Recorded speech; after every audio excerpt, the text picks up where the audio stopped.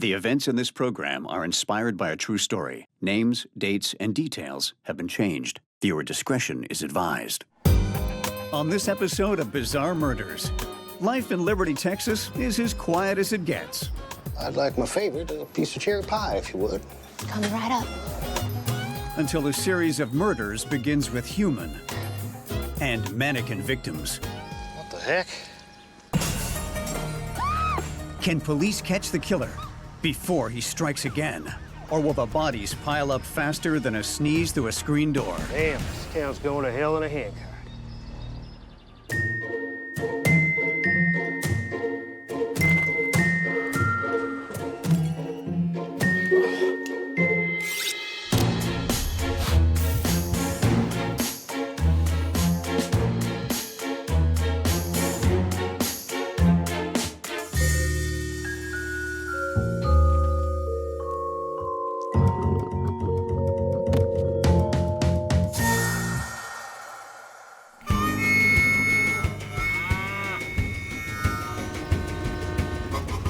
Liberty, the small town with a heart as big as Texas.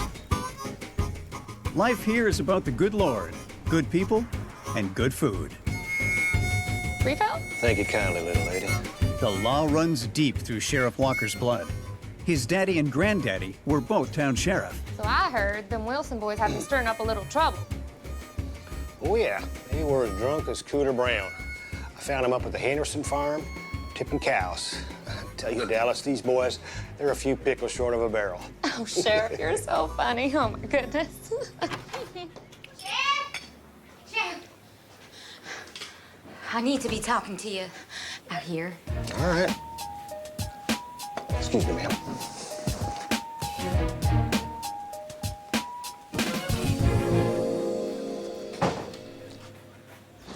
So I'm crossing the road, right? And I look across the street, and I see something right there. You see? She's over yonder. I think it's Lady Bird. Why do you think that? I know her hairdresser. That's her cut and color. She's a butterfly. Hey. I got it from here. You're going home now, yeah? Go on.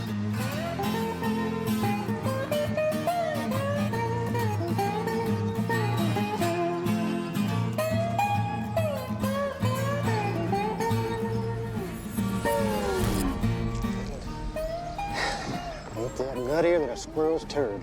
When Sheriff Walker examines the body, he confirms that it's local wife and cheerleading coach, Lady Bird.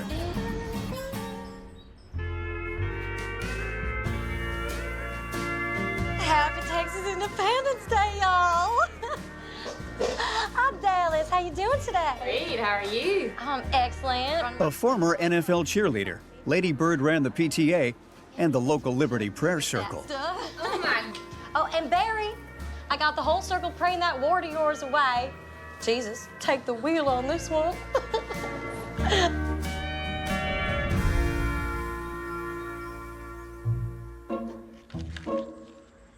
The bruising on Lady Bird's forehead indicates she was bludgeoned to death. The body is still warm, suggesting that Lady Bird was killed within the last couple of hours. Sheriff Walker checks for physical evidence at the scene, discovering fingerprints on Lady Bird's ankle. Gotta say, if I were going to bludgeon someone, I'd wear gloves. The fact that this killer didn't tells me this happened in the heat of the moment without much planning. Just more proof that we're looking for someone with major anger issues who could snap at any moment. You know, they say there's a monster in the heart of every man. In my case, it's the Cookie Monster.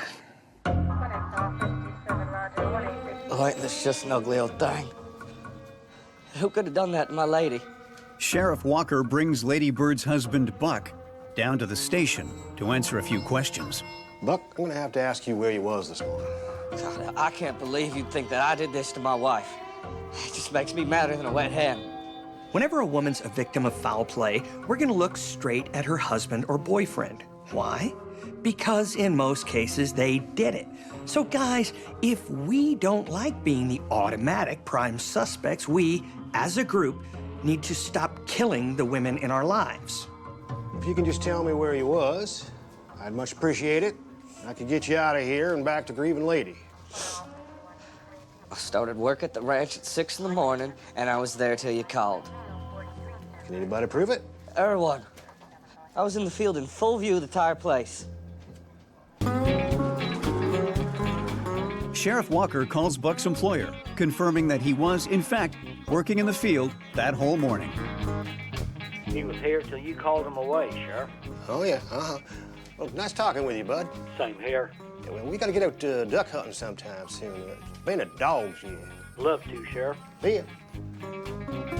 Now that's what I call an airtight alibi. You can't even go to the bathroom without a bunch of witnesses noticing you're gone.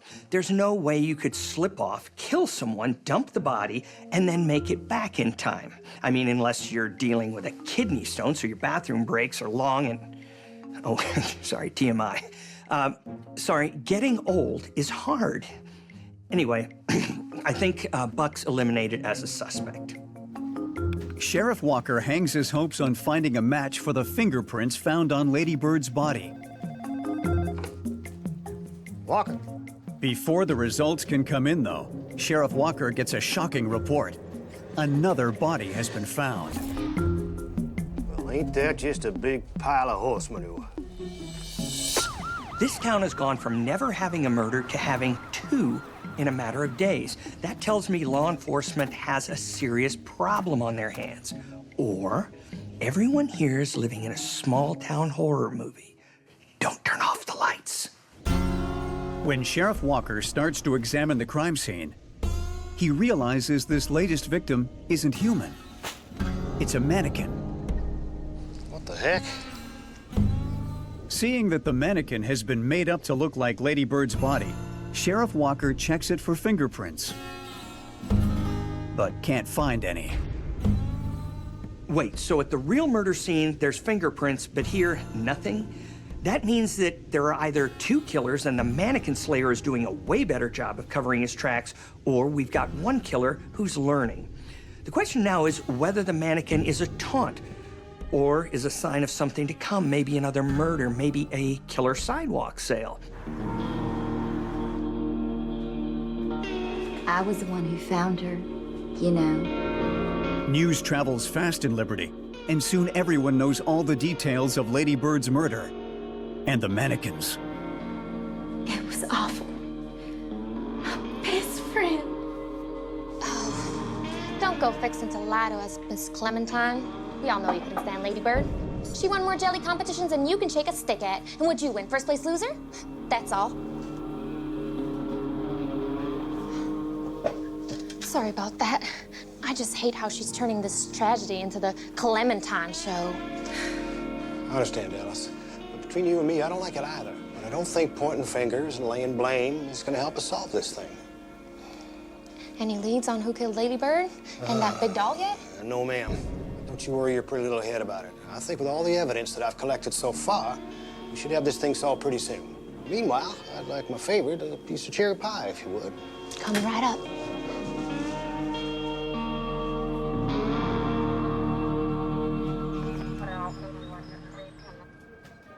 Sheriff Walker is hoping the fingerprints taken from Lady Bird's body will point to the killer. But it comes back with no matches in the police system. So every time we catch a criminal and put them in jail, we fingerprint them and put those prints in a system. If no matches come back, that means the killer isn't known to law enforcement, making him that much harder to catch. Now police have to work the case and hope they can crack it before any more locals or mannequins have to suffer.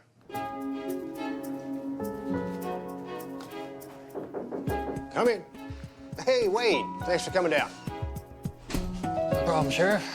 In a desperate need for information, Sheriff Walker turns to the man who sees and hears everything. Liberty's mailman, Wade. So, Wade, have you seen anything suspicious around town since Lady Bird's body was dumped? No. My family's from a small town in Texas, and I can tell you that the person who knows all the gossip is always the mailman. So I'm laying bets on the fact that Wade here has heard everyone's secrets. He's like the town confessor. But instead of confessions, he hears all the whispers about who's having affairs and who's the secret father of whose baby. You know, all the important things. So I really need your help on this one, Wade, before everybody in this town thinks I'm all hat and no cattle. You hear about any strangers? Yeah. Yeah, as a matter of fact, I did. Darlene told Carl, who told Becky Ann, told me, that the vomit in question was seen coming and going from Clementine's place. Clementine's place. That's right. All right, thanks for this, Wade. Oh, no problem, Sheriff.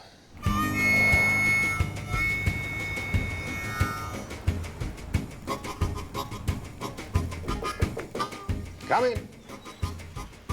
Ah, Miss Clementine. Please, take a seat.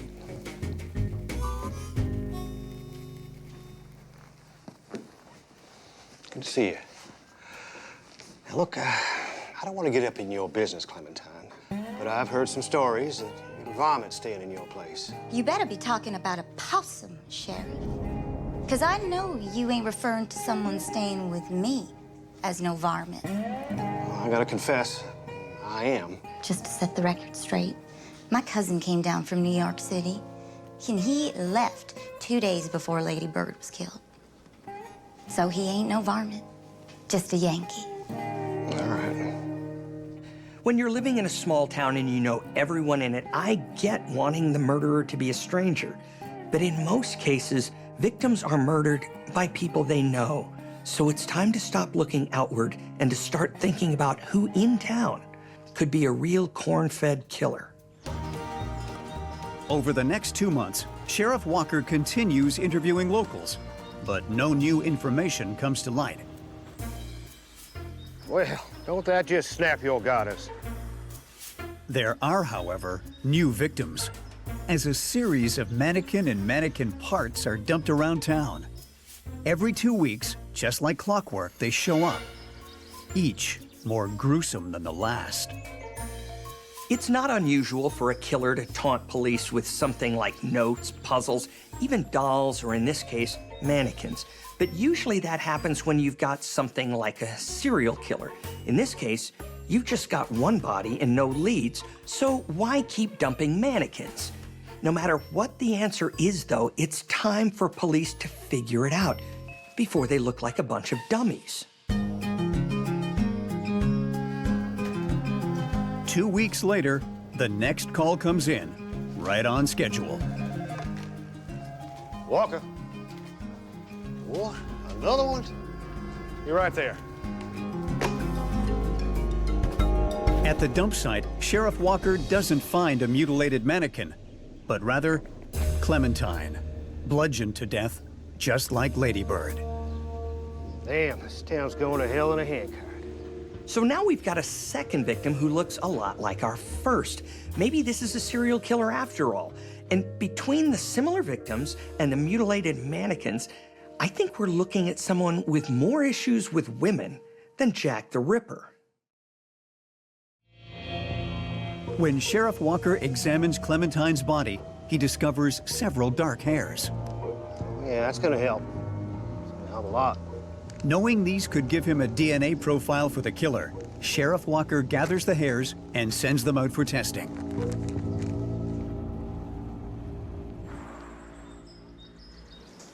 Yeah, I don't think my Nana would like to join a Grannies and Guns group, but I'll ask. With another dead body and no suspects in sight, locals start focusing on protecting themselves. Some people get guns, while others go for more unconventional methods. Dallas, your hair. Yeah, Clementine and Lady Bird were both blondes, so I figured better safe than sorry. All right. Yeah, because in this tiny town where everyone knows everything about everyone, the killer would never know who's a blonde and who isn't. Your usual? I'll just get one to go. Gotta get back at it. With panic sweeping the town, Sheriff Walker knows Liberty will be torn apart if he doesn't solve this case soon. He theorizes that whoever's been dumping the mannequins is most likely Lady Bird and Clementine's killer. If he can trace where the mannequins come from, Then he thinks he might just catch the killer red-handed. I don't know what's going wrong with this town. It's a reasonable idea. The killings are the product of a sick mind. The mannequin mutilations are also the product of a sick mind. In a small town, how likely is it that you'd have two sick minds pop up at the exact same time? Remember, it's Liberty, Texas, not Hollywood.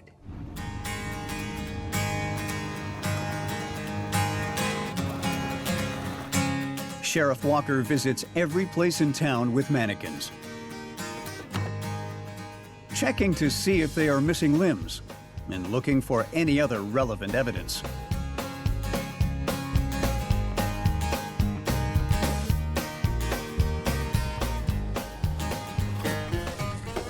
Look at that. Okay, that looks a lot like the paint on the mannequin limbs. I wonder why. Maybe, just maybe, because that is that paint. You know, I don't want to be the old man here, but in my day, we'd paint the town red, not the mannequins. You want to talk to me about this, Winter? Never seen it before. Boy, you're more slippery than an eel right now. Sheriff Walker hauls Winter, Liberty's sole goth, down to the station for questioning. All right, Winter. You want to tell me about that paint now? No, I do not. A loner, Winter can't wait to graduate high school and leave town to follow his dream of becoming a funeral makeup artist. Listen, boy, you'd be getting uppity with me if I were you. I don't have to tell you a damn thing, Sheriff. No, you don't. But if I were you, I'd start talking. I'm just fixing to put you in jail for the night. If you don't start talking. Fine, it was me, Sheriff. I did it. Wait, did the killer just confess? Seriously? All right, everyone, I guess we can all go home. No? Of course it isn't that easy. Sorry, I got ahead of myself. See that little mannequin humor? Just for you. It was me, Sheriff. I did it. I did the mannequins. I did not do the murders, though. I'm not a serial killer. Come on, you expect me to believe that you dumped all those mannequins just for the hell of it? Think I was born yesterday? Everyone in this town already hates me. Why not make them sweat a little bit?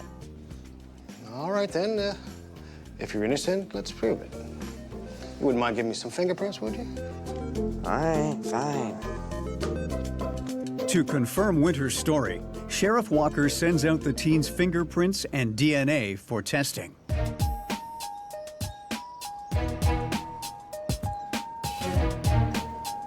When Winter's fingerprint and DNA results come in, they support his story.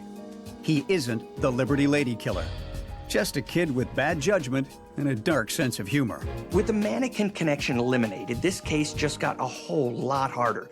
All of a sudden, everything police think they know about the killer has to be re-examined. But cases like this are where you separate the Sherlock Holmeses from the Inspector Clouseaus.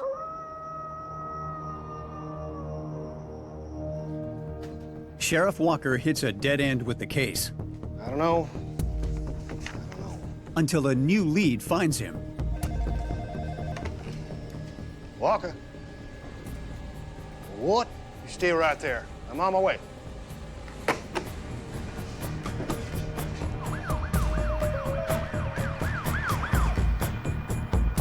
He was right there. All right. When Sheriff Walker gets to Dallas's house, she reports having seen a man outside her window. I was fast asleep, dead to the world, and then I hear this noise like glass breaking.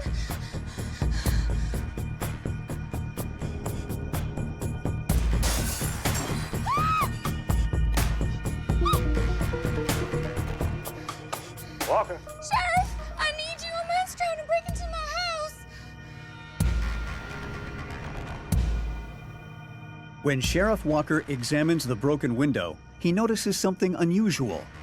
It looks like someone has been staking out Dallas's house and dropped a box from the town's only pizzeria. Well, damn. It's pineapple. There's only one person in town with such an adventurous palate. Lady Bird's husband, Buck. Wait, after all this time, could the killer be the first person Sheriff Walker interviewed in the case? That's not possible. Buck was already cleared in his wife's murder. Could there be more than one killer here? What is wrong with this town? No, seriously, if I was living there, I'd be packing up and vamoosing.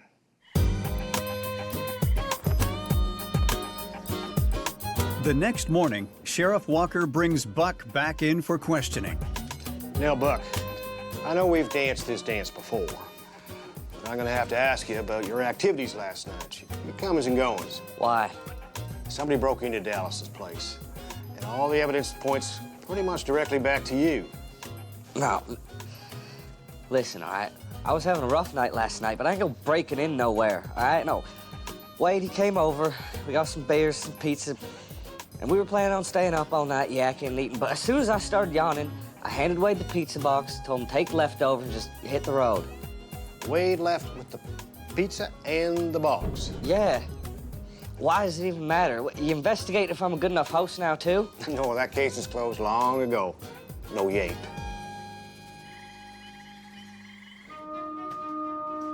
With Buck ruled out as the intruder at Dallas's house, Sheriff Walker brings Wade back in for questioning. So, Wade, you're saying you were with Buck all night?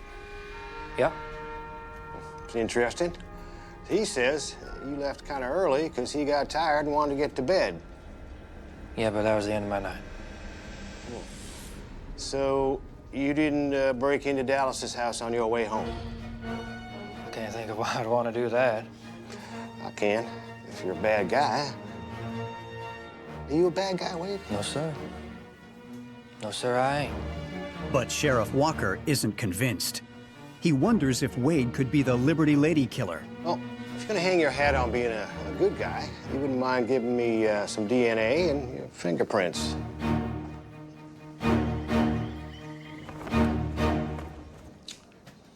Well, looks like you weren't being too straight with me, Wade. When the test results come back, they confirm that Wade's prints match those on Lady Bird's leg, and his DNA matches the hair found on Clementine's body.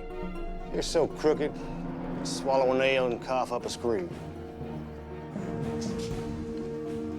I'm sorry, Sheriff. But I just couldn't help myself. As Sheriff Walker interrogates Wade, he learns the mailman's issues with women stem from his relationship with his mother. Hate you. I hate you. I can't stand you. You're worthless. I wish I never given birth to you. Ah! From the moment he came out of the womb, she verbally abused him, before finally running off with her boyfriend when Wade was just 10 years old. I hated them. I hated my mom the most. So here we've got a kid who was abused and abandoned by his mother at a formative age, who grows up to kill women who look like her. You know what this tells me? That this was all about Wade getting revenge on his mom for the horrible things she did to him.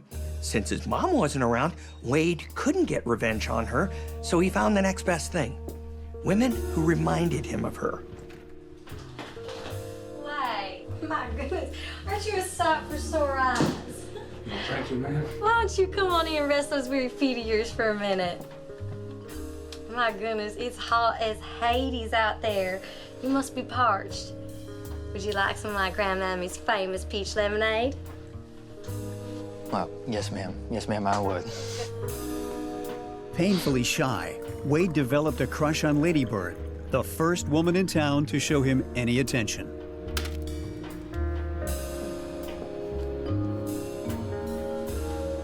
All right, there you are, darling. That should cool you right down.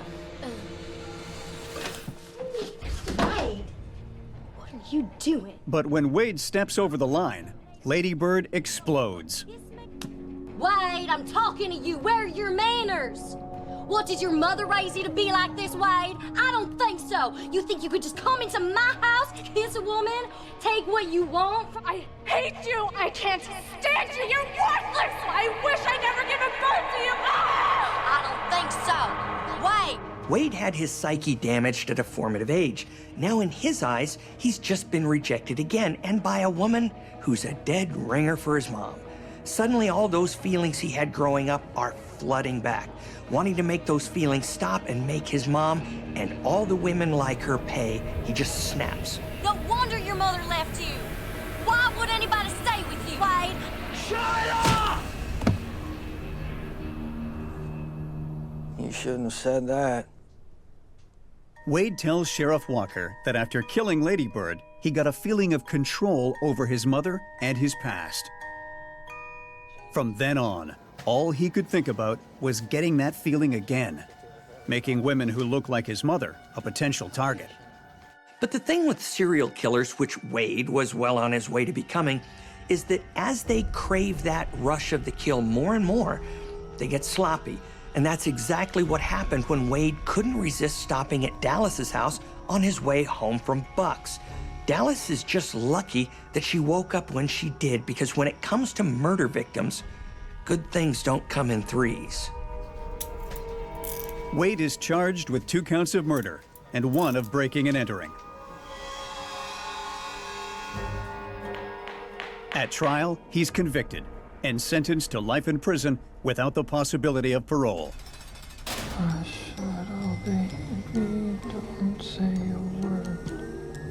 When it comes to small towns, everyone thinks they know their neighbors. But even if someone looks like Mr. Rogers,